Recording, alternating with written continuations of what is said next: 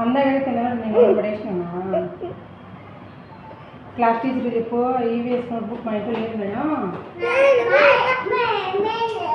డాడీని కొత్తది తీసి మేడం కొత్తది రాసింది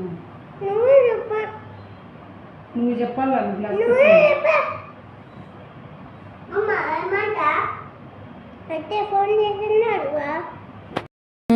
వెన్స్డే స్పోర్ట్సా లే మళ్ళీ మార్చిలా వెన్స్డే సాటర్డే